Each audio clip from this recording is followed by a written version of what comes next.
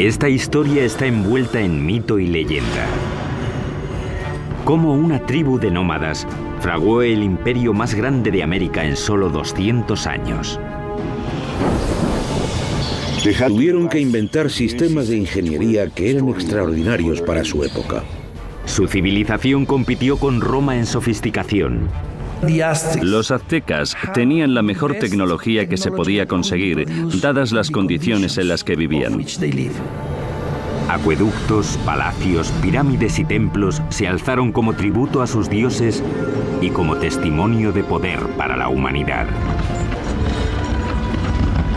El mayor logro de los aztecas fue su flamante capital, que asombró a los exploradores europeos y la llamaron la Venecia del Nuevo Mundo. La ciudad se extendió reluciendo por los canales y el lago, adornada con árboles y mansiones preciosas. Pero su sed de poder y sangre les condenó a la destrucción. Cuando por fin llegó, la aniquilación sería más rápida y completa de lo que el mundo hubiera imaginado.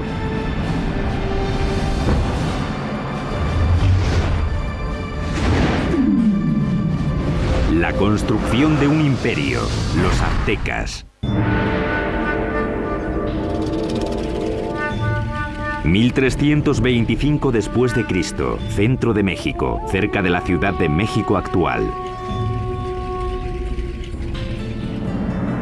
Una chica joven, una adolescente, celebra su inminente boda. Es la hija de un rey tribal y está a punto de unirse a una tribu nueva que ha sido invitada a su reino. La tribu es conocida ahora como los aztecas. Como parte del ritual, 5 nobles aztecas la llevan a un antiguo templo para la ceremonia. Pero cuando llegaron arriba, los nobles la apartaron del altar y la pusieron sobre una losa que había ante el templo que se usaba para los sacrificios. Le sujetaron los pies y las manos mientras el 5.º hombre levantaba un cuchillo de obsidiana en el aire. Con un movimiento rápido le abrió el pecho y extrajo el corazón que aún latía.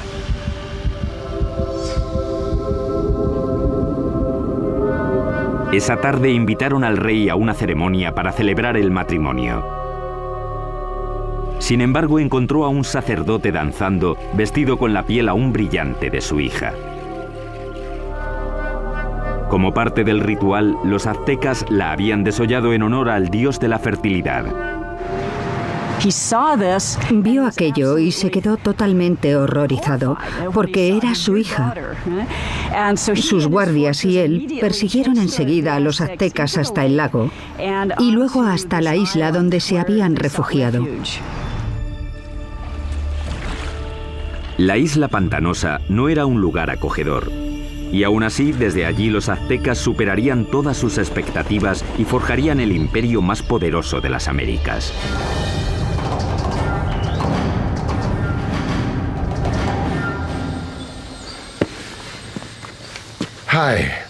Hola, soy Peter Weller. Cuando pienso en los aztecas, pienso en gente elegante con unos bonitos adornos en el cuerpo y el pelo. Y pienso en una canción de Neil Young sobre Moctezuma y Cortés. Pero también pienso en cuchillos de obsidiana abriendo cavidades pectorales y en manos sacando corazones sangrantes y mostrándolos en alto. La mayoría de los sacrificios aztecas se hacían en un templo en la cima de una pirámide de piedra como esta. Los aztecas pensaban que sin esas ofrendas el sol dejaría de salir y el universo moriría. La historia azteca es una mezcla de hecho y mito, aunque sí sabemos que ese asesinato, con lo horrible que fue, no solo marcó el comienzo del imperio azteca, sino que literalmente marcó el lugar donde empezaría a surgir. La isla a la que los aztecas fueron desterrados tras el desastroso sacrificio de la princesa estaba en el lago Texcoco, el más grande de 5 lagos interconectados que cubren un valle de 65 por 112 kilómetros. Hoy en día este valle enorme y abierto rebosa lo que es la Ciudad de México moderna, una de las ciudades más grandes del mundo. Pero hace 700 años la isla estaba tan empantanada que nadie la había reclamado. Pero mientras miraban el lago, el líder azteca Tenoch anunció a sus seguidores que había visto un águila posada en un cactus en mitad del lago, una señal de los dioses de que habían encontrado su hogar. Llamarían a su ciudad Tenochtitlán. La vida fue dura para los aztecas los primeros años de Tenochtitlán, pero tenían una visión. La visión de una ciudad poderosa modelada en una ciudad antigua y legendaria a solo 40 kilómetros de allí. Llamaron a esta ciudad Teotihuacán o Ciudad de los Dioses. Teotihuacán fue una de las ciudades más impresionantes de la Mesoamérica precolombina. Era misteriosa. Sabemos poco de ella porque no hay escritos que corroboren lo que ocurría en esa gran ciudad. Ya estaba en ruinas hasta en la época azteca, pero creían que era el hogar de los dioses y el sitio donde nacía literalmente el mismísimo sol. El lugar que los aztecas más veneraban de Teotihuacán era una pirámide que se alzaba por encima de los árboles. Se llamaba la Pirámide del Sol. La enorme pirámide solar contiene 765.000 metros cúbicos de tierra y piedra con una base aproximadamente del mismo tamaño que la Gran Pirámide de Giza, en Egipto. Los aztecas creían que Teotihuacán fue diseñada a imagen del cosmos que crearon los dioses. Fue esa imagen la que intentarían reproducir en la construcción de su nueva ciudad, Tenochtitlán. El que aceptó el reto fue un jefe azteca llamado Acamapichtli. En 1376 se embarcó en un plan ambicioso para hacer una ciudad muy avanzada en Tenochtitlán. Pero había un problema. Las islas pantanosas en las que se instalaron requerían mucho trabajo. Cuando empezaran a construir cualquier cosa, empezaría a hundirse. Simplemente no había cimientos sobre los que construir. La solución azteca revolucionaría la arquitectura de las Américas. Empezaron anclando bien los edificios al suelo usando un sistema de pilares de madera. Los trabajadores cortaban estacas de 10 metros de largo por unos 8 o 10 centímetros de ancho. Luego las clavaban en el suelo blando para que sirvieran de cimientos. Los pilares se rodeaban a menudo de piedra volcánica para añadir fuerza. Entonces los albañiles podían hacer muros encima de esa base sin problemas. Consiguieron pilares de madera para sostener la infraestructura, los cimientos de las pirámides. El que no se hundiera ni se inclinara me parece una proeza de la ingeniería. Tenochtitlán era una ciudad-isla, pero los lagos circundantes eran poco profundos, no más de 2 metros en la mayoría de los sitios. Aquello parecía una metrópolis gigante flotando en una charca. Originalmente la única manera de llegar a la ciudad flotante desde tierra era en barco, pero los aztecas inventaron con el tiempo una serie de pasos elevados de hasta 14 metros de ancho que conectaban la ciudad flotante con las provincias de tierra firme. Los pasos estaban sostenidos sobre pilares de madera, como los que sostenían los templos y otros edificios. Tuvieron que clavar miles de esos pilares en el lecho del lago, y eso presentaba un reto logístico que solo se podía atajar con una mano de obra fuerte y hábil y los mejores ingenieros de Mesoamérica. Para hacer un paso se ponían 2 filas de estacas. Luego se rellenaba el espacio del medio con piedras y tierra hasta que sobrepasaba el nivel del agua en varios metros. Eso permitía a la carretera soportar muchísimo peso. Estos pasos se construyeron muy rectos. Eran muy anchos, con puentes que se abrían y conectaban la ciudad por el norte, el oeste y el sur.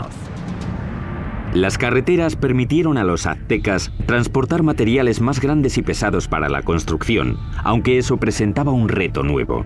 No existían las bestias de carga en Mesoamérica, así que los humanos lo tenían que hacer todo. No existían las carretas ni la rueda. Las cargas pequeñas se llevaban a la espalda, sujetas con una cuerda que se ajustaba a la frente.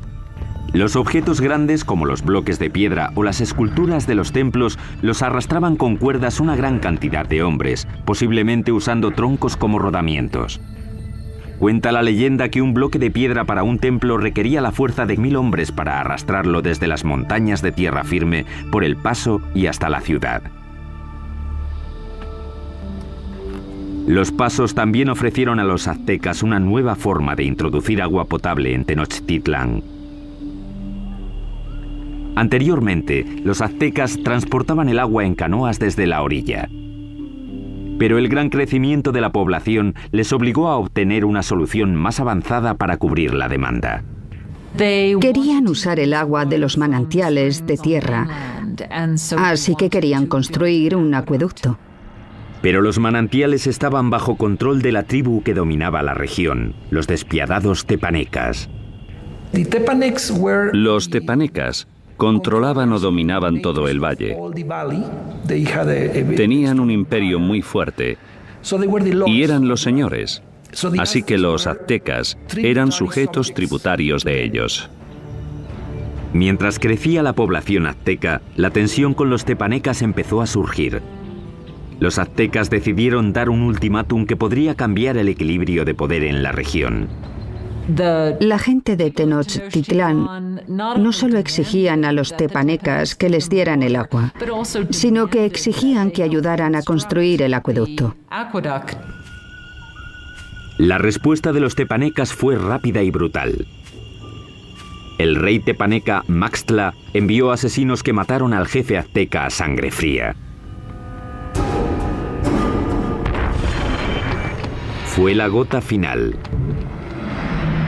Tras décadas de dominación, los aztecas se movilizaron y se levantaron contra sus caciques despiadados.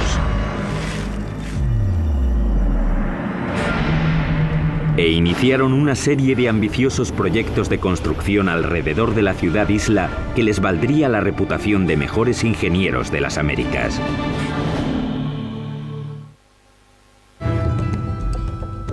Corría el 1428 y los aztecas habían declarado la guerra a sus caciques, una tribu llamada tepanecas. Pero para ganar a los tepanecas necesitarían una ayudita de sus vecinos. Los aztecas acudieron a la cercana ciudad-estado de Texcoco. Allí un jefe decisivo estaba ascendiendo. Se llamaba Nezahualcóyotl, y su liderazgo dominante sería crucial en la creación del imperio azteca. Con Nezahualcóyotl de su parte, los dominados aztecas se lanzaron a la yugular. Lanzaron un ataque total contra la capital tepaneca.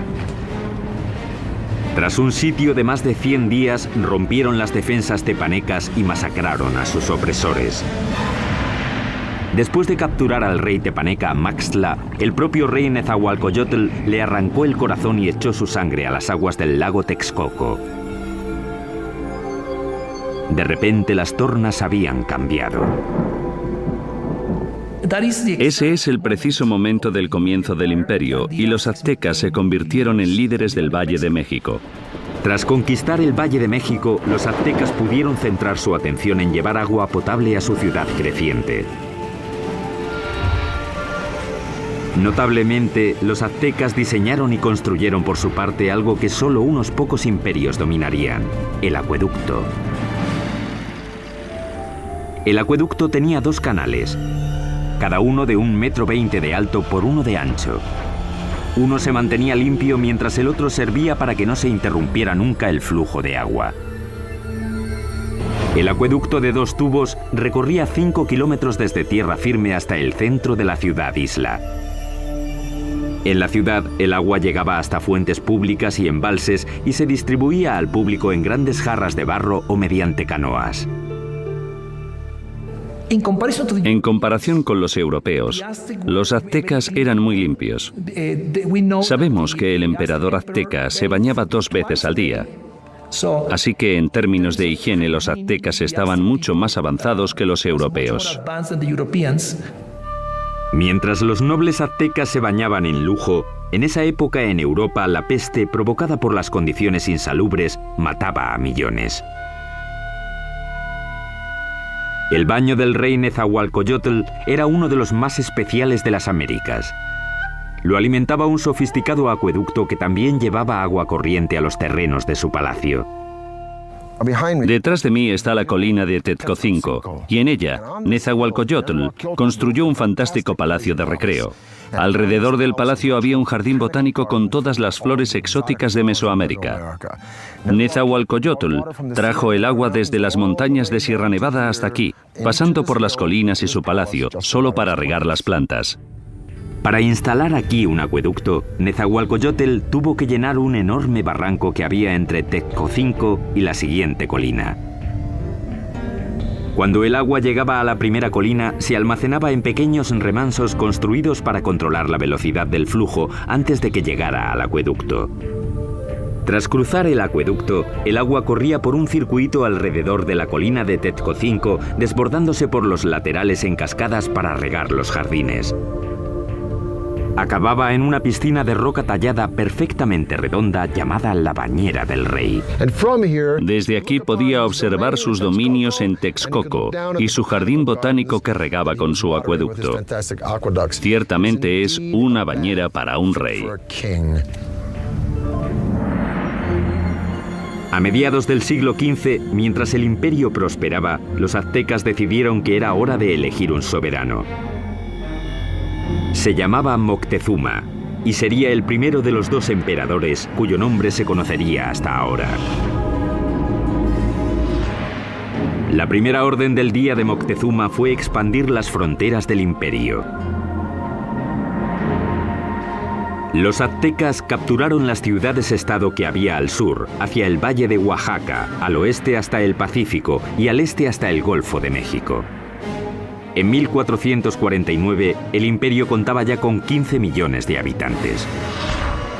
En el corto periodo de 100 años, los aztecas consiguieron lo imposible. Cambiaron el orden del mundo mesoamericano.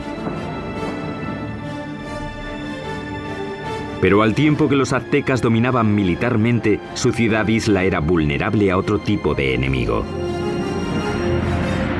Como Nueva Orleans, Tenochtitlán luchaba constantemente con el agua. Y uno de los primeros proyectos de Moctezuma fue proteger la ciudad de las inundaciones. Esto es lo que queda del lago Xochimilco, en la parte sur de Ciudad de México, de los tiempos aztecas de la ciudad de Tenochtitlán. Este lago, como los otros 4 que rodeaban a los aztecas, se alimentaba de manantiales, así que no había ríos o riachuelos por los que drenarse, y si llovía lo suficiente, el nivel del agua subía y se desbordaba por la tierra y la ciudad.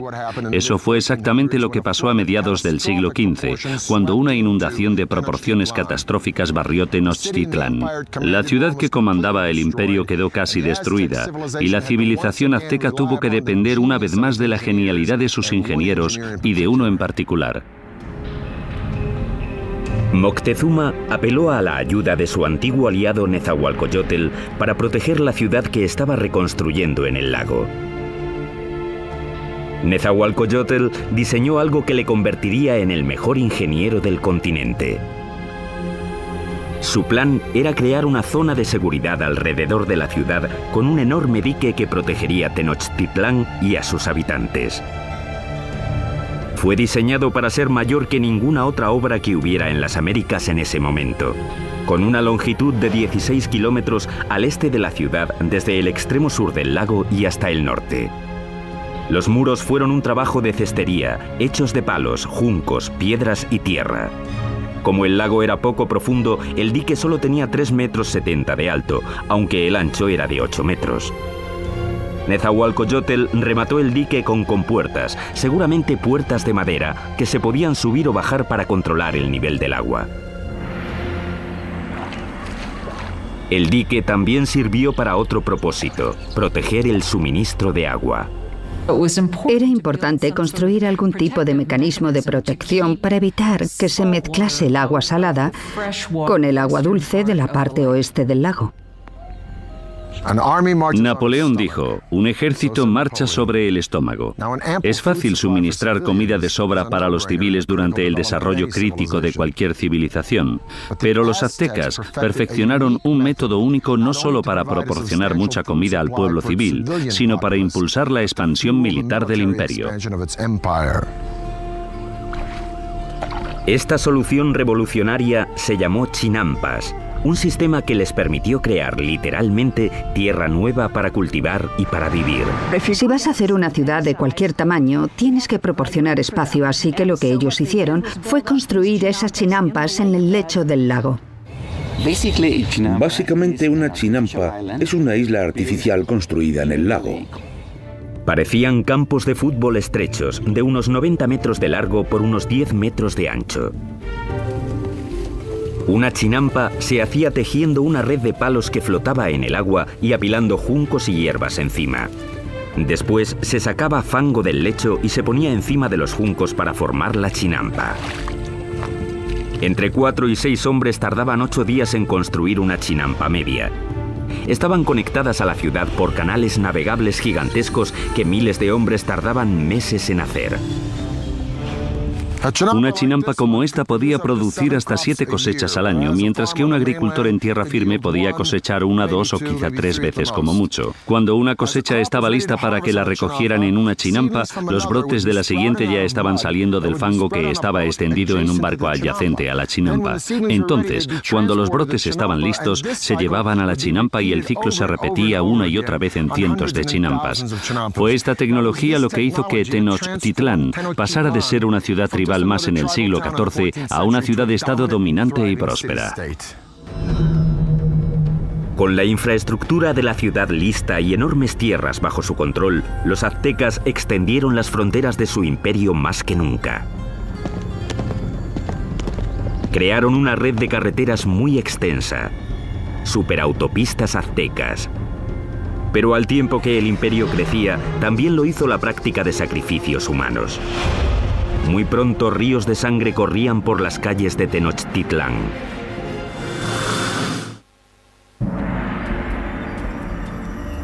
Hoy, Tenochtitlán, la capital del imperio azteca, ha desaparecido, enterrada bajo la actual Ciudad de México.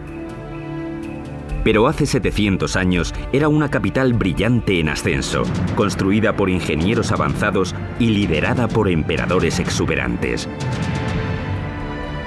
A finales del siglo XV, la demografía azteca había explotado. Su siguiente gran emperador lanzaría una serie de conquistas que competirían con cualquiera de la historia. Se llamaba Ahuizotl y demostraría que era incluso mejor guerrero que su abuelo, Moctezuma. Para el año 1502, Ahuizotl había conquistado territorios desde la costa pacífica de México y había conseguido que el imperio llegara muy al sur, a Guatemala. Su reinado fue como una edad de oro. Él fue el rey que abrió las rutas de transporte a las zonas costeras y las tierras bajas donde los aztecas tenían sus mayores lujos. Todas las plumas brillantes, el oro, las piedras preciosas que los nobles y soberanos lucían como parte de su estatus, venían de allí. Para transportar riquezas al corazón del imperio, los aztecas construyeron una red de superautopistas que cruzaban México central. Corredores de relevo se apostaban cada 8 kilómetros para crear una especie de UPS antigua. Se podían enviar mensajes o bienes desde la costa del Golfo hasta Tenochtitlán, a 320 kilómetros en solo 24 horas, más rápido que el servicio postal actual. Con el imperio en su esplendor, los aztecas de Ahuizotl se embarcaron en el mayor proyecto de construcción, una enorme pirámide en el mismo centro de Tenochtitlán, el símbolo del poder absoluto. Se la llamó Templo Mayor. La base de la pirámide tenía 75 metros de fondo por 100 metros de ancho y se elevaba a una altura de 15 pisos. Había al menos 117 escalones en 2 escaleras que subían 60 metros y que llevaban a 2 templos en honor a los dioses de la lluvia y de la guerra. El templo se reconstruyó en el mismo lugar 7 veces, comenzando en 1325 con la fundación de la ciudad. La pirámide crecía al tiempo que lo hacía el imperio. Cada piso simplemente se añadía encima del piso anterior. El templo mayor se construyó principalmente con una piedra llamada tezontle, que es volcánica y pesa muy poco. Eso evitaba que el templo se hundiera. Para los suelos y paredes, los aztecas aplicaron un revoque de cal, que era una especie de cemento. Algunos ejemplos encontrados hoy son tan duros como el cemento moderno, incluso después de 500 años. Los albañiles aztecas trabajaron durante décadas para completar su monumento a los dioses. El templo estuvo enterrado hasta 1978, cuando la compañía eléctrica cavó una zanja y descubrió accidentalmente una enorme piedra tallada y las ruinas del templo con ella. El disco tiene 3,5 metros de diámetro, pesa 20 toneladas y representa el cuerpo desmembrado de la diosa Coyolxauhqui. Coyolxauhqui era la diosa de la luna, y su hermano la mató porque se quedó embarazada de una forma vergonzosa. Los aztecas no eran nada mojigatos. De hecho, los nobles tenían muchas mujeres y concubinas. Pero entre el populacho, sobre todo las mujeres, el adulterio estaba prohibido y se castigaba severamente, a menudo con la muerte. Según la leyenda, el hermano de la diosa de la luna le cortó la cabeza y tras decapitarla tiró el cuerpo por una colina. Los aztecas representaban este asesinato literalmente y a menudo en festivales durante todo el año. Decapitaban a sus víctimas en la cima de la pirámide y luego tiraban los cuerpos por las escaleras hasta la gran piedra de abajo. Para los romanos, el tesoro más preciado era el oro. Para los egipcios era el más allá. Para los aztecas era la sangre humana. Creían que tenía que haber reciprocidad con los dioses, así que tenían que agradecer a los dioses dándoles lo más preciado que tenían, que era la sangre humana. Los aztecas la llamaban agua preciosa y creían que si los dioses no la recibían en grandes cantidades, el mundo acabaría en apocalipsis. Adornar los muros interiores de los templos con sangre humana fresca era práctica común. Y el olor tenía que ser horrible. Para dedicar su expansión del gran templo, el emperador Azhuitzotl hizo un sacrificio en masa. Las cabezas de las víctimas se expusieron con orgullo en estantes alrededor del templo. Según las crónicas, dicen que sacrificaron a 20.000 personas. Desde un punto de vista práctico y desde un punto de vista científico, parece imposible. Así que creo que la crónica, que la escribieron fuentes españolas, quería decir que a sus ojos había muchos. Durante el reinado de Azhuitzotl, las sangrías se dispararon. La vida en Tenochtitlán se convirtió en una orgía de muerte. Llevaban tanto a amigos como a enemigos para presenciar los sacrificios. Siempre eran sacrificios rituales, siempre son eventos, pero también eran declaraciones políticas, una forma de intimidación. En el momento de la muerte de Azhuitzotl, los aztecas habían institucionalizado los sacrificios y habían convertido los asesinatos en el campo de batalla en un arte. Eran los guerreros más feroces de América, una élite que tendría un espectacular templo dedicado. Pero ni siquiera ellos estaban preparados para la guerra de los mundos que les iba a caer encima.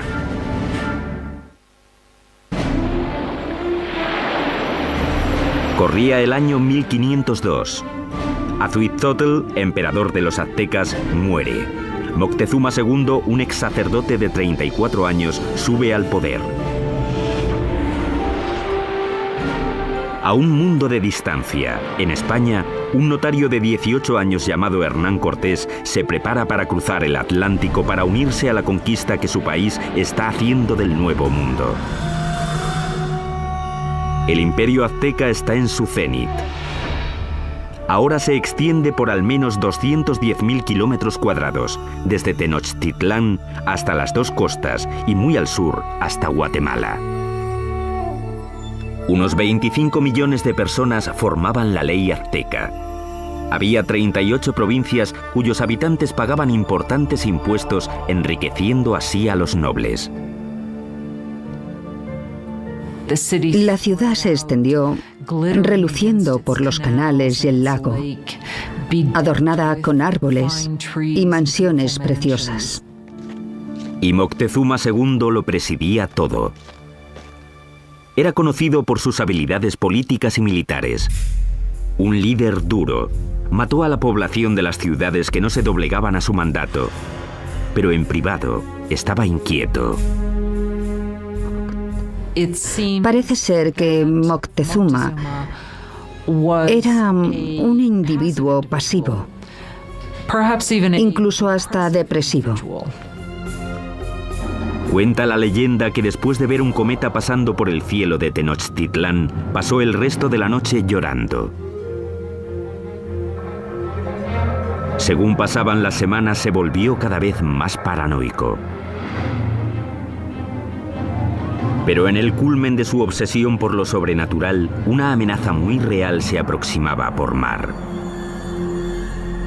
Los espías colocados a lo largo de la costa del Golfo informaron sobre algo muy extraño que no conseguían describir. No habían visto un barco en su vida, así que no tenían una palabra para describirlo. Por eso los indios se refirieron a los barcos como montañas que se mueven por el agua.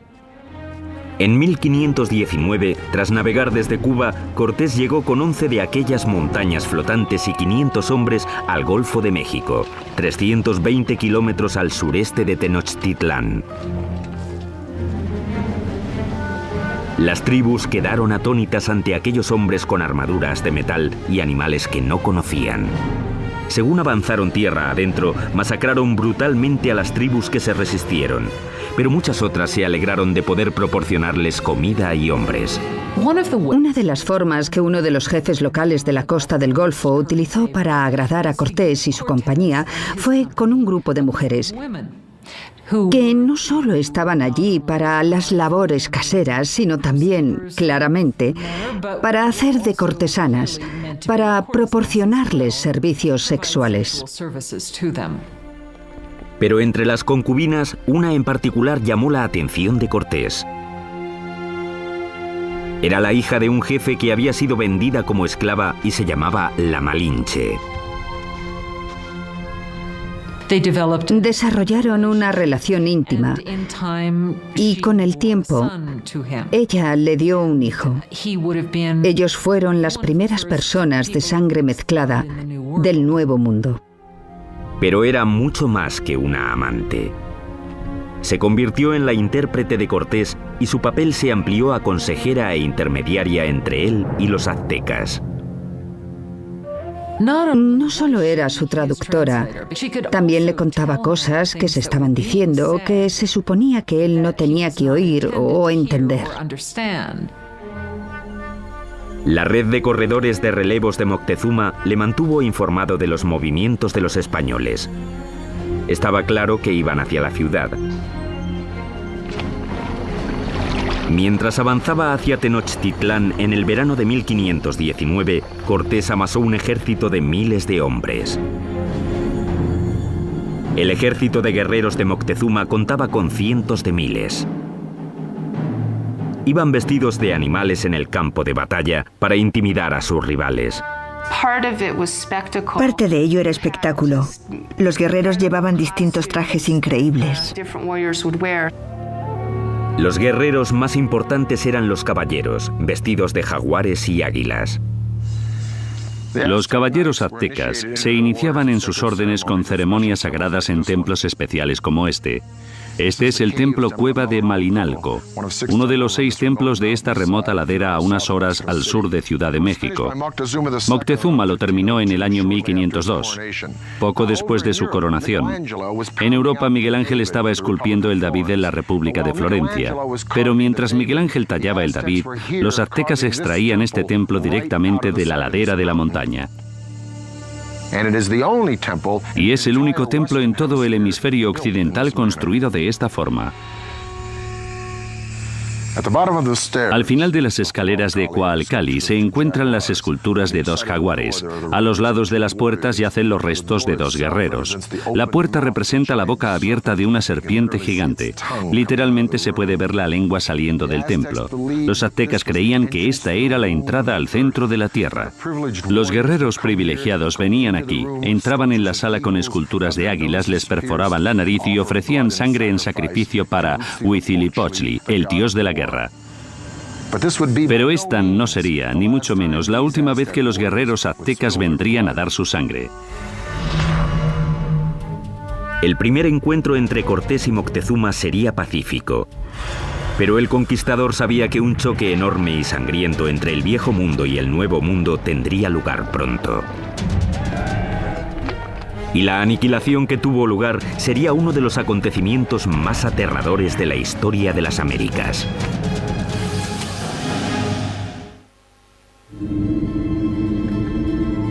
Otoño de 1519. El conquistador español Hernán Cortés ha llegado por fin a la brillante capital azteca de la que tanto ha oído hablar, Tenochtitlán. Cuando los españoles vieron por primera vez Tenochtitlán, debieron pensar que era una visión, que estaban entrando en alguna especie de sueño. Una enorme fuerza de guerreros nativos aliados contra los aztecas le acompaña mientras avanza por el paso principal hacia la ciudad. El encuentro entre Cortés y Moctezuma en el paso hacia Tenochtitlán tuvo que ser uno de los acontecimientos más impresionantes de la historia del mundo. Fue un encuentro entre dos mundos distintos. Cortés le ofreció la mano, pero en cuanto lo hizo, los nobles que atendían a Moctezuma le empujaron diciendo: no, no, no, es una indignidad total. Nadie toca a Moctezuma, el gran señor de la tierra. El encuentro de los dos mundos fue pacífico, pero lleno de tensión. Moctezuma en ese momento ya se había vuelto impulsivo y propenso a las crisis de histeria. Así que el encuentro fue para calcular las fuerzas. Aunque los aztecas tenían un sistema diplomático y guerrero mucho más inocente comparado con el sistema tan taimado y ladino de los europeos. Moctezuma invitó a los españoles a quedarse en uno de sus palacios. Resultó ser un error catastrófico.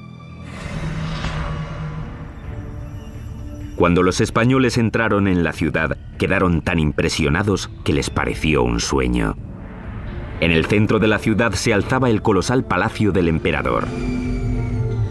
El palacio de Moctezuma II era un gigantesco complejo que se extendía por las 3 hectáreas contiguas al gran templo.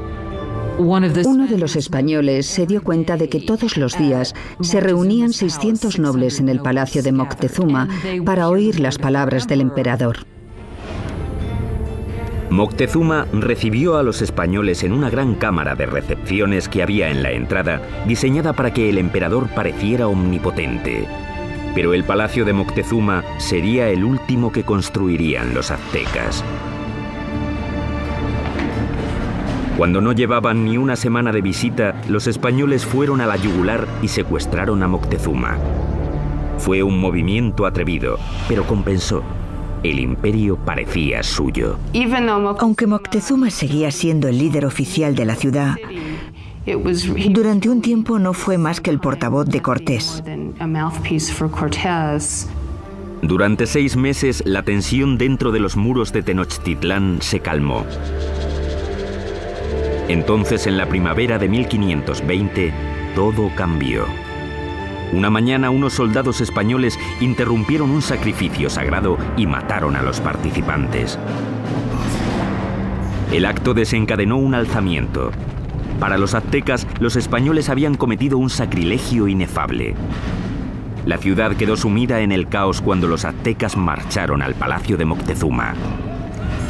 Moctezuma intentó subir a la cima del palacio, hablar con la gente y calmarlos, pero ya no aguantaron más. Moctezuma se había convertido en la marioneta de los españoles, una traición tan enorme a los ojos de su pueblo que le lapidaron y tiraron flechas. Poco después tiraron el cuerpo sin vida de Moctezuma por las escaleras del palacio. Nunca sabremos si murió a manos de los españoles o por las heridas que le infligió su propio pueblo. Y los españoles decidieron que sería un buen momento para irse de la ciudad. La noche del 30 de junio de 1520, los españoles intentaron escapar aprovechando la oscuridad. Pero no quieren deshacerse de las cosas que han cogido y arrastran el peso de todo lo que quieren llevarse. Fueron presas fáciles para los guerreros aztecas que les atraparon en el paso. Los cuerpos se apilaron rápidamente en el agua. 400 españoles fueron masacrados junto a miles de sus aliados indios. Esa escapada ha llegado a llamarse la Noche Triste. Cortés y unos pocos más consiguieron escapar con vida. Los españoles acabarían destruyendo la brillante ciudad de Tenochtitlán. Empezarían cortando la línea vital de la ciudad, el acueducto. Mientras cientos de miles de personas dentro de los muros de la ciudad estaban sin agua, Cortés creó un bloque alrededor de Tenochtitlán para que no recibieran suministros del exterior. Así que la idea del bloqueo era hacer que se rindiera la ciudad por hambre. Pero los aztecas tenían muchísima resistencia y no sería fácil vencerlos. Y lo que decidieron hacer fue lanzar un ataque por tierra y por mar. Durante siglos, el lago que rodeaba Tenochtitlán había constituido una barrera contra los invasores, pero Cortés encontraría una forma de evitarla. Hizo que miles de sus aliados indios transportaran los barcos en piezas atravesando las montañas para montarlas y lanzarlas al lago. Mayo de 1521. Cortés lanza su gigantesco ejército en un ataque final y decisivo contra Tenochtitlán. 600 españoles, incluyendo 100 caballeros y hasta 50.000 aliados indios, se enfrentaron a los defensores aztecas de la ciudad sobre los pasos.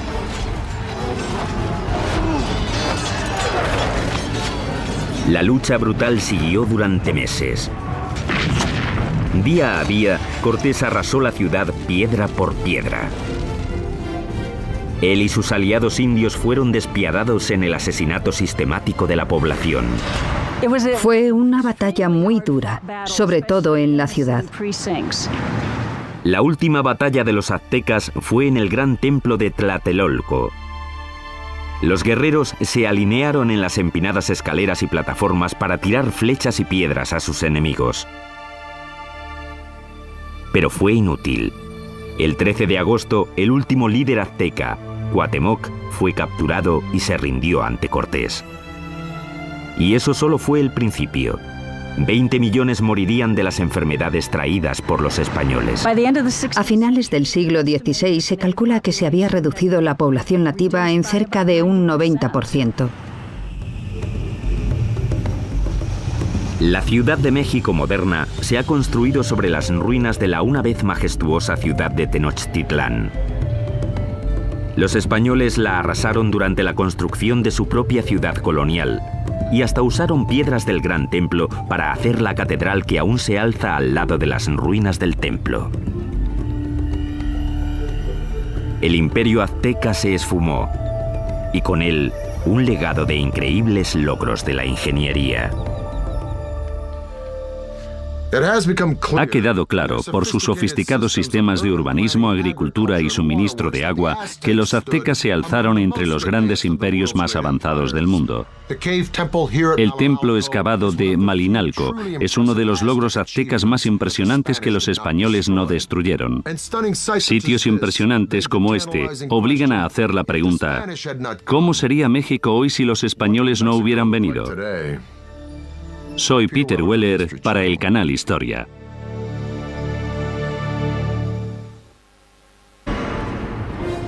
Empezarían cortando la línea vital de la ciudad, el acueducto. Mientras cientos de miles de personas dentro de los muros de la ciudad estaban sin agua, Cortés creó un bloque alrededor de Tenochtitlán para que no recibieran suministros del exterior. Así que la idea del bloqueo era hacer que se rindiera la ciudad por hambre. Pero los aztecas tenían muchísima resistencia y no sería fácil vencerlos. Y lo que decidieron hacer fue lanzar un ataque por tierra y por mar. Durante siglos, el lago que rodeaba Tenochtitlán había constituido una barrera contra los invasores, pero Cortés encontraría una forma de evitarla.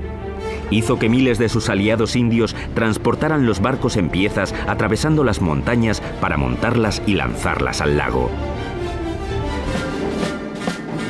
Mayo de 1521. Cortés lanza su gigantesco ejército en un ataque final y decisivo contra Tenochtitlán. 600 españoles, incluyendo 100 caballeros y hasta 50.000 aliados indios, se enfrentaron a los defensores aztecas de la ciudad sobre los pasos.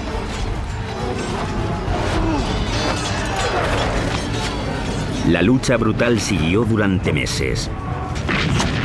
Día a día, Cortés arrasó la ciudad piedra por piedra. Él y sus aliados indios fueron despiadados en el asesinato sistemático de la población. Fue una batalla muy dura, sobre todo en la ciudad. La última batalla de los aztecas fue en el gran templo de Tlatelolco. Los guerreros se alinearon en las empinadas escaleras y plataformas para tirar flechas y piedras a sus enemigos. Pero fue inútil. El 13 de agosto, el último líder azteca, Cuauhtémoc, fue capturado y se rindió ante Cortés. Y eso solo fue el principio. 20 millones morirían de las enfermedades traídas por los españoles. A finales del siglo XVI se calcula que se había reducido la población nativa en cerca de un 90%. La Ciudad de México moderna se ha construido sobre las ruinas de la una vez majestuosa ciudad de Tenochtitlán. Los españoles la arrasaron durante la construcción de su propia ciudad colonial y hasta usaron piedras del Gran Templo para hacer la catedral que aún se alza al lado de las ruinas del templo. El imperio azteca se esfumó y con él un legado de increíbles logros de la ingeniería. Ha quedado claro por su sofisticación que tenía que haber reciprocidad con los dioses, así que tenían que agradecer a los dioses dándoles lo más preciado que tenían, que era la sangre humana. Los aztecas la llamaban agua preciosa y creían que si los dioses no la recibían en grandes cantidades, el mundo acabaría en apocalipsis. Adornar los muros interiores de los templos con sangre humana fresca era práctica común. Y el olor tenía que ser horrible. Para dedicar su expansión del gran templo, el emperador Azuitzotl hizo un sacrificio en masa. Las cabezas de las víctimas se expusieron con orgullo en estantes alrededor del templo. Según las crónicas, dicen que sacrificaron a 20.000 personas. Desde un punto de vista práctico y desde un punto de vista científico, parece imposible. Así que creo que la crónica, que la escribieron fuentes españolas, quería decir que a sus ojos había muchos. Durante el reinado de Azuitzotl, las sangrías se dispararon. La vida en Tenochtitlán se convirtió en una orgía de muerte. Llevaban tanto a amigos como a enemigos para presenciar los sacrificios. Siempre eran sacrificios rituales, siempre son eventos, pero también eran declaraciones políticas, una forma de intimidación. En el momento de la muerte de Azuitzotl, los aztecas habían institucionalizado los sacrificios y habían convertido los asesinatos en el campo de batalla en un arte. Eran los guerreros más feroces de América, una élite que tendría un espectacular templo dedicado. Pero ni siquiera ellos estaban preparados para la guerra de los mundos que les iba a caer encima.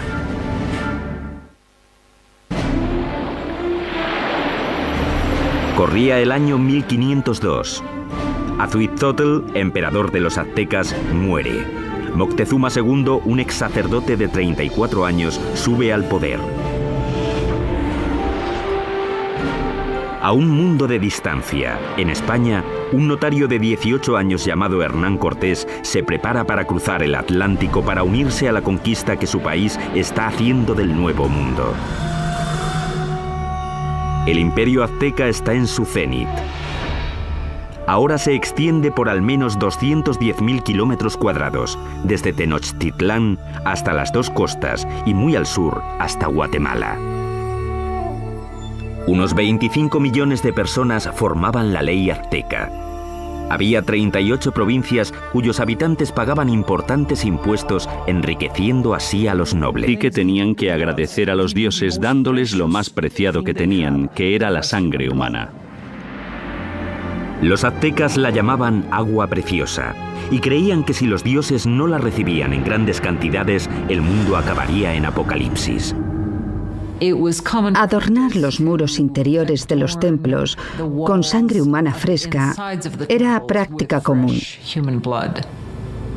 Y el olor tenía que ser horrible. Para dedicar su expansión del gran templo, el emperador Azhuitzotl hizo un sacrificio en masa. Las cabezas de las víctimas se expusieron con orgullo en estantes alrededor del templo. Según las crónicas, dicen que sacrificaron a 20.000 personas. Desde un punto de vista práctico y desde un punto de vista científico, parece imposible. Así que creo que la crónica, que la escribieron fuentes españolas, quería decir que a sus ojos había muchos. Durante el reinado de Azhuitzotl, las sangrías se dispararon. La vida en Tenochtitlán se convirtió en una orgía de muerte. Llevaban tanto a amigos como a enemigos para presenciar los sacrificios. Siempre eran sacrificios rituales, siempre son eventos, pero también eran declaraciones políticas, una forma de intimidación.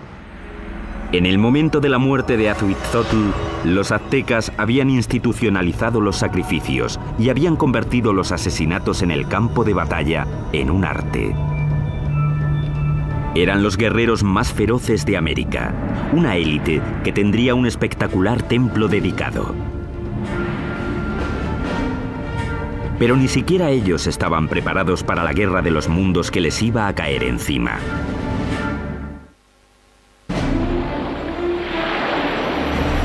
Corría el año 1502. Azhuitzotl, emperador de los aztecas, muere. Moctezuma II, un ex sacerdote de 34 años, sube al poder. A un mundo de distancia, en España, un notario de 18 años llamado Hernán Cortés se prepara para cruzar el Atlántico para unirse a la conquista que su país está haciendo del Nuevo Mundo. El imperio azteca está en su cenit. Ahora se extiende por al menos 210.000 kilómetros cuadrados, desde Tenochtitlán hasta las dos costas y muy al sur hasta Guatemala. Unos 25 millones de personas formaban la ley azteca. Había 38 provincias cuyos habitantes pagaban importantes impuestos, enriqueciendo así a los nobles. Pilares de madera. Los trabajadores cortaban estacas de 10 metros de largo por unos 8 o 10 centímetros de ancho. Luego las clavaban en el suelo blando para que sirvieran de cimientos. Los pilares se rodeaban a menudo de piedra volcánica para añadir fuerza. Entonces los albañiles podían hacer muros encima de esa base sin problemas. Consiguieron pilares de madera para sostener la infraestructura, los cimientos de las pirámides. El que no se hundiera ni se inclinara me parece una proeza de la ingeniería. Tenochtitlán era una ciudad-isla, pero los lagos circundantes eran poco profundos, no más de 2 metros en la mayoría de los sitios. Aquello parecía una metrópolis gigante flotando en una charca.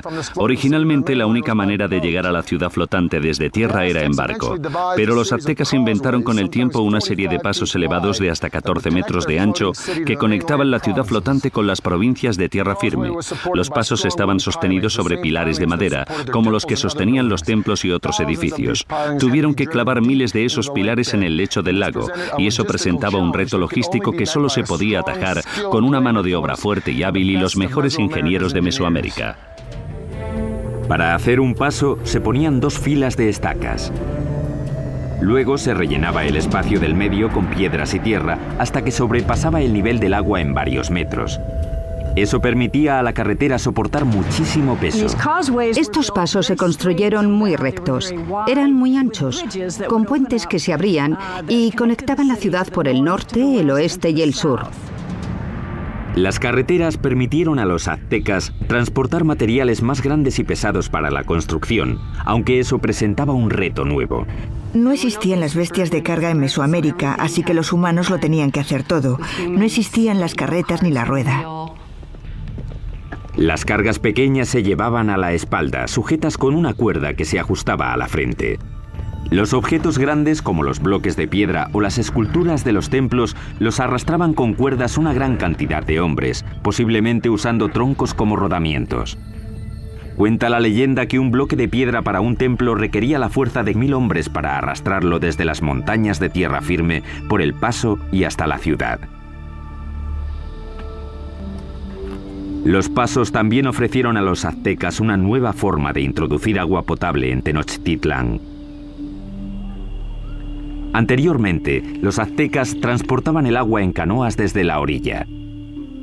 Pero el gran crecimiento de la población les obligó a obtener una solución más avanzada para cubrir la demanda.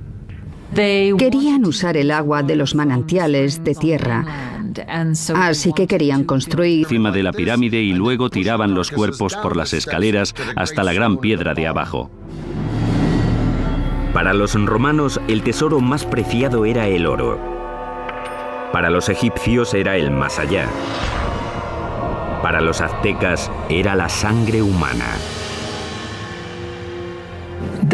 Creían que tenía que haber reciprocidad con los dioses, así que tenían que agradecer a los dioses dándoles lo más preciado que tenían, que era la sangre humana. Los aztecas la llamaban agua preciosa y creían que si los dioses no la recibían en grandes cantidades, el mundo acabaría en apocalipsis. Adornar los muros interiores de los templos con sangre humana fresca era práctica común. Y el olor tenía que ser horrible. Para dedicar su expansión del gran templo, el emperador Azuitzotl hizo un sacrificio en masa. Las cabezas de las víctimas se expusieron con orgullo en estantes alrededor del templo. Según las crónicas, dicen que sacrificaron a 20.000 personas. Desde un punto de vista práctico y desde un punto de vista científico, parece imposible. Así que creo que la crónica, que la escribieron fuentes españolas, quería decir que a sus ojos había muchos. Durante el reinado de Azuitzotl, las sangrías se dispararon. La vida en Tenochtitlán se convirtió en una orgía de muerte. Llevaban tanto a amigos como a enemigos para presenciar los sacrificios. Siempre eran sacrificios rituales, siempre son eventos, pero también eran declaraciones políticas, una forma de intimidación. En el momento de la muerte de Azuitzotl, los aztecas habían institucionalizado los sacrificios y habían convertido los asesinatos en el campo de batalla en un arte. Eran los guerreros más feroces de América, una élite que tendría un espectacular templo dedicado. Pero ni siquiera ellos estaban preparados para la guerra de los mundos que les iba a caer encima.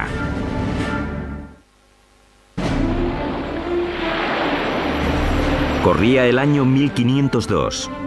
Azuitzotl, emperador de los aztecas, muere. Moctezuma II, un ex sacerdote de 34 años, sube al poder. A un mundo de distancia, en España, un notario de 18 años llamado Hernán Cortés se prepara para cruzar el Atlántico para unirse a la conquista que su país está haciendo del Nuevo Mundo. El imperio azteca está en su cenit, vestido con la piel aún brillante de su hija. Como parte del ritual, los aztecas la habían desollado en honor al dios de la fertilidad. Vio aquello y se quedó totalmente horrorizado, porque era su hija. Sus guardias y él persiguieron enseguida a los aztecas hasta el lago y luego hasta la isla donde se habían refugiado. La isla pantanosa no era un lugar acogedor. Y aún así, desde allí los aztecas superarían todas sus expectativas y forjarían el imperio más poderoso de las Américas.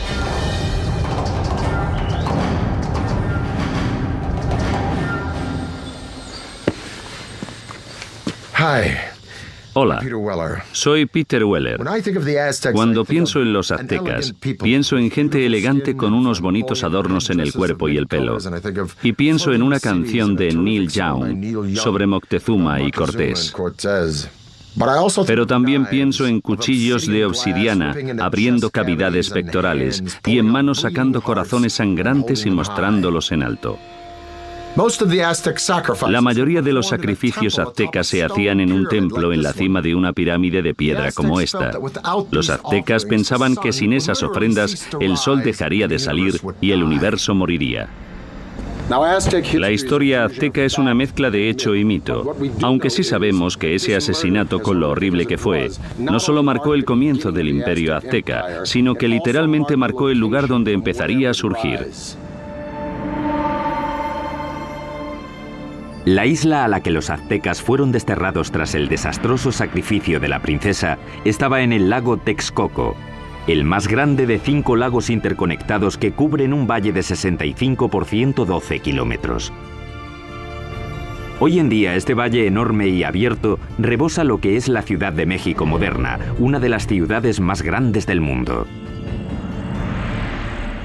Pero hace 700 años la isla estaba tan empantanada que nadie la había reclamado. Pero mientras miraban el lago, el líder azteca Tenoch anunció a sus seguidores que había visto un águila posada en un cactus en mitad del lago, una señal de los dioses de que habían encontrado su hogar. Llamarían a su ciudad Tenochtitlán. La vida fue dura para los aztecas los primeros años de Tenochtitlán, pero tenían una visión. La visión de una ciudad poderosa modelada en una ciudad antigua y legendaria a solo 40 kilómetros de allí.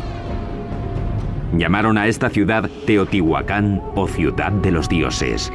Es el oro, las piedras preciosas que los nobles y soberanos lucían como parte de su estatus, venían de allí. Para transportar riquezas al corazón del imperio, los aztecas construyeron una red de superautopistas que cruzaban México central.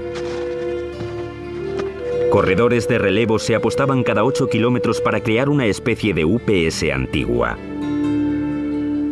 Se podían enviar mensajes o bienes desde la costa del Golfo hasta Tenochtitlán, a 320 kilómetros en solo 24 horas, más rápido que el servicio postal actual. Con el imperio en su esplendor, los aztecas de Ahuizotl se embarcaron en el mayor proyecto de construcción, una enorme pirámide en el mismo centro de Tenochtitlán, el símbolo del poder absoluto.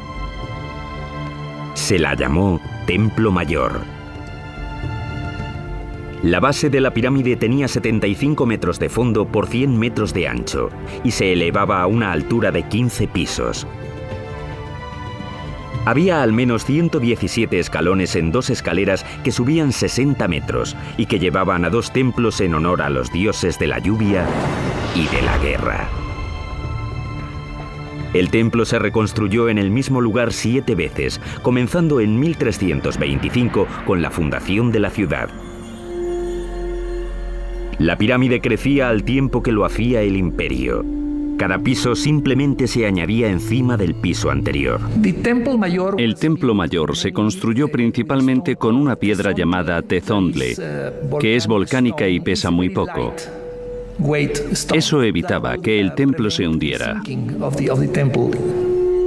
Para los suelos y paredes, los aztecas aplicaron un revoque de cal, que era una especie de cemento. Algunos ejemplos encontrados hoy son tan duros como el cemento moderno, incluso después de 500 años. Los albañiles aztecas trabajaron durante décadas para completar su monumento a los dioses. El templo estuvo enterrado hasta 1978, cuando la compañía eléctrica cavó una zanja y descubrió accidentalmente una enorme piedra tallada y las ruinas del templo con ella. El disco tiene 3,5 metros de diámetro, pesa 20 toneladas y representa el cuerpo desmembrado de la diosa Coyolxauhqui. Coyolxauhqui era la diosa de la luna, y su hermano la mató porque se quedó embarazada de una forma vergonzosa. Los aztecas no eran nada mojigatos. De hecho, los nobles tenían muchas mujeres y concubinas. Pero entre el populacho, sobre todo las mujeres, el adulterio estaba prohibido y se castigaba severamente, a menudo con la muerte. Según la leyenda, el hermano de la diosa de la luna le cortó la lluvia y de la guerra. El templo se reconstruyó en el mismo lugar 7 veces, comenzando en 1325 con la fundación de la ciudad. La pirámide crecía al tiempo que lo hacía el imperio. Cada piso simplemente se añadía encima del piso anterior. El templo mayor se construyó principalmente con una piedra llamada tezontle, que es volcánica y pesa muy poco. Eso evitaba que el templo se hundiera.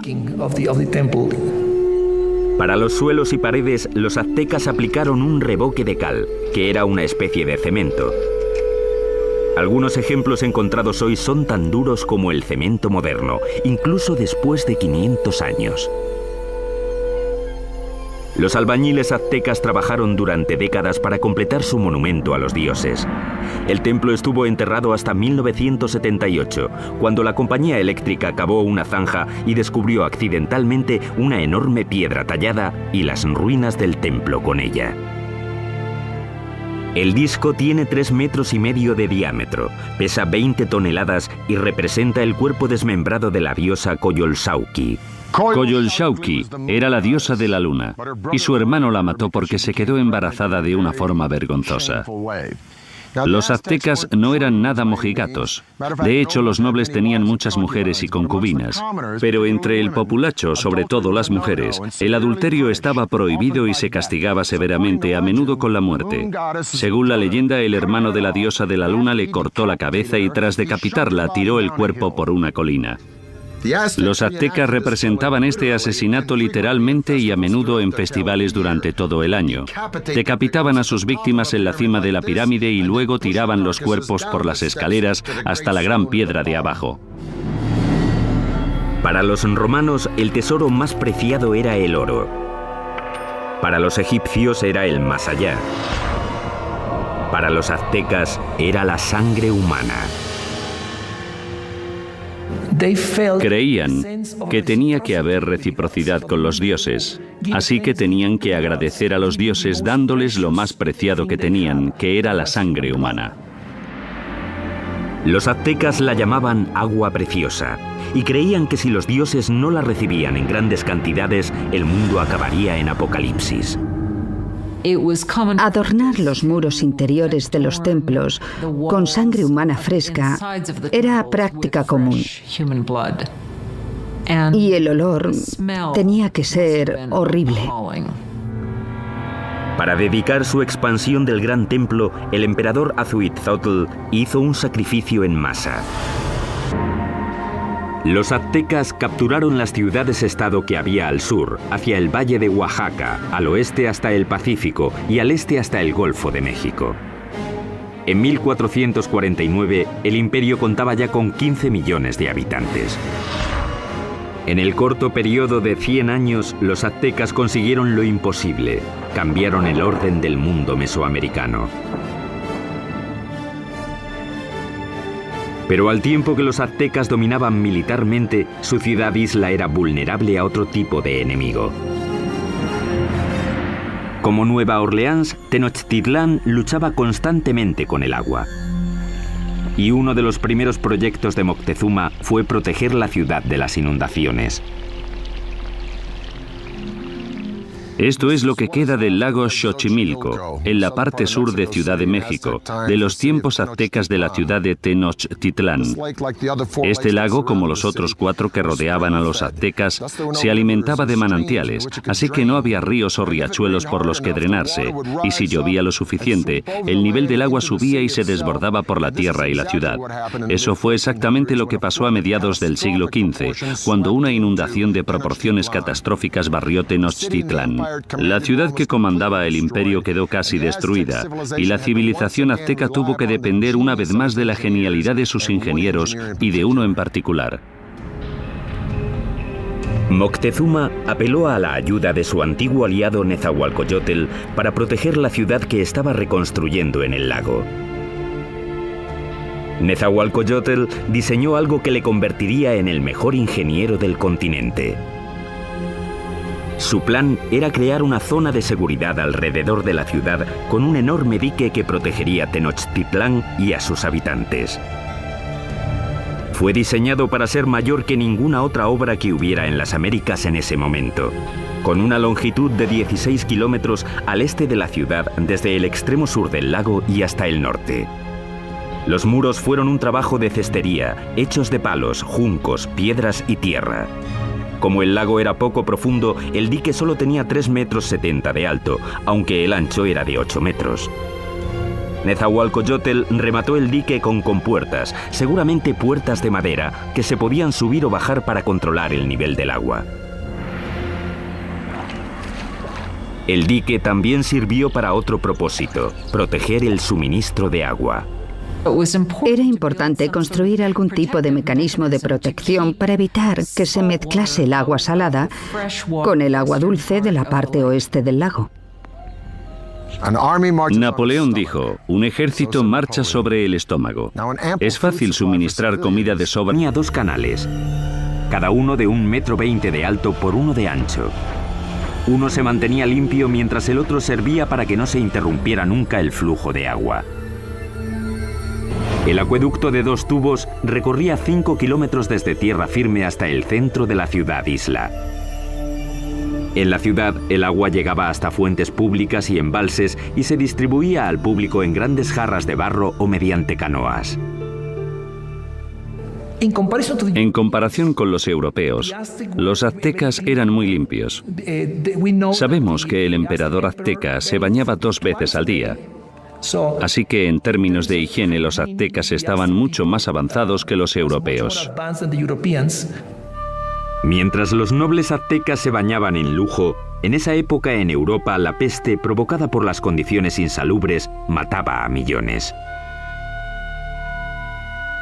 El baño del rey Nezahualcóyotl era uno de los más especiales de las Américas. Lo alimentaba un sofisticado acueducto que también llevaba agua corriente a los terrenos de su palacio. Detrás de mí está la colina de Tezcocinco, y en ella, Nezahualcóyotl construyó un fantástico palacio de recreo. Alrededor del palacio había un jardín botánico con todas las flores exóticas de Mesoamérica. Nezahualcóyotl trajo el agua desde las montañas de Sierra Nevada hasta aquí, pasando por las colinas y su palacio, solo para regar las plantas. Para instalar aquí un acueducto, Nezahualcóyotl tuvo que llenar un enorme barranco que había entre Tezcocinco y la siguiente colina. Cuando el agua llegaba a la primera colina, se almacenaba en pequeños remansos construidos para controlar la velocidad del flujo antes de que llegara al acueducto. Tras cruzar el acueducto, el agua corría por un circuito alrededor de la colina de Tezcocinco, desbordándose por los laterales en cascadas para regar los jardines.